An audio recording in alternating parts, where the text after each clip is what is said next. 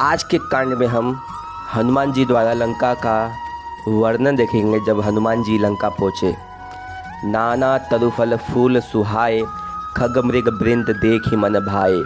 शैल विशाल देखी एक आगे, तापर धाई चढ़ऊँ भय त्यागे। अनेक प्रकार के वृक्ष, फल और फूलों से शोभायान हो रहे हैं। पक्षी और हिरणों का झुंड देखकर मन मोहित हुआ जाता है। वहाँ सामने हनुमान जी एक बड़ा विशाल पर्वत देखकर निर्भर होकर उस पहाड़ पर कूद कर चढ़ बैठते हैं। और इसी बीच भगवान शंकर माता पार्वती जी को श्री राम जी का महिमा बताते हैं कि उमा न कछु कपि के अधिकाई, प्रभु प्रताप जो काल ही खाई।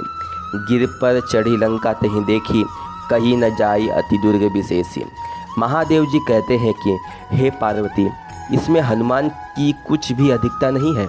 ये तो केवल रामचंद्र जी की प्रताप का प्रभाव है कि जो काल को भी खा जाता है। पर्वत पर चढ़कर हनुमान जी ने लंका को देखा तो वह एक ऐसी बड़ी दुर्गम है कि जिसके विषय में कुछ कहा नहीं जा सकता। तभी लंका नगरी और उसके सुवर्ण कोट का वर्णन होता है। अति उतंग जल निधि चहु पासा, कनक कोट कर परम प्रकाशा। पहले तो वह पूरी बहुत ऊंची है, फिर उसके चारों ओर समुद्र की खाई, उस पर भी सुवर्ण के कोटका महाप्रकाश की, जिससे नेत्र चकाचौंध हो जाते हैं। लंका नगरी और उसके महाबली राक्षसों का वर्णन। कनक कोटि विचित्र मणि कृत सुंदराय तना घना, चहु हट हट सुभट बीथी, चारुपुर बहु विधि बना। गजबाज खच्चर निकर पदचर, रथ बरुथ नहीं को गने, बहुरूप निशिचर जूथ, अतुबल सेन बरनत नहीं बने। उस नगरी का रत्नों से जड़ा हुआ है। सुवर्ण का कोट अति सुंदर बना हुआ है।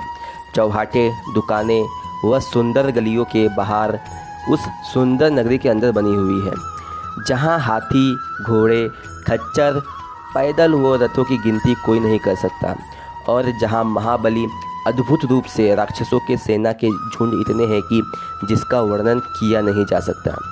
लंका के बाग बगीचों का वर्णन। बन बाग उपवन बाटिका, सरकूप बापी सोहहि, नर नाग सुर गंधर्व कन्या, रूप मुनि मन मोहहि। कहुमाल देह विशाल शैल समान, अतिबल गर्जहि, नाना अखार न भिरहि, बहुविधि एक एक नहीं तरजहि। जहाँ वन, बाग, बगीचे, बावड़िया, तालाब, कुएं, बावलियाँ शोभायान हो रही हैं, जहाँ मनुष्य कन्या, नाग कन्या, देव कन्या, गंधर्व कन्याएं विराजमान हो रही हैं, जिनका रूप देखकर मुनि लोगों का मन मोहित हुआ जाता है।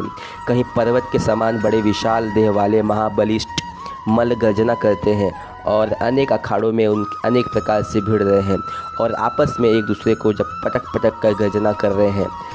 तभी हनुमान जी लंका के राक्षसों का बुरा आचरण देखते हैं। करि जतन भट कोटिन बिकट तन, नगर चहु दिशि रक्षहि, कहु माहिस मानुष धेनु खर अज, खल निशाचर भक्षहि।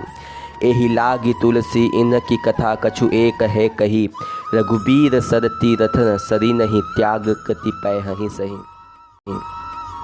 जहाँ कहीं विकट शरीर वाले करोड़ों भट्ट चारों तरफ से नगर की रक्षा करते हैं और कहीं से राक्षस लोग भैंसे, मनुष्य, गो, गधे, बकरे और पक्षियों को खा रहे हैं।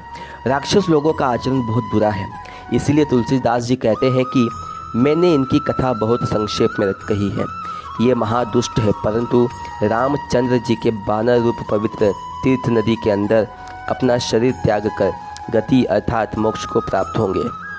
तब हनुमान जी छोटा सा रूप धर कर लंका में प्रवेश करने को सोचते हैं। पुर रखवारे देखी बहु कपि मन कीन विचार, अति लघु रूप धरो निसी, नगर करो पैसार। हनुमान जी ने बहुत से रखवालों को देखकर मन में विचार किया कि मैं छोटा सा रूप धारण करके नगर में प्रवेश करता हूँ।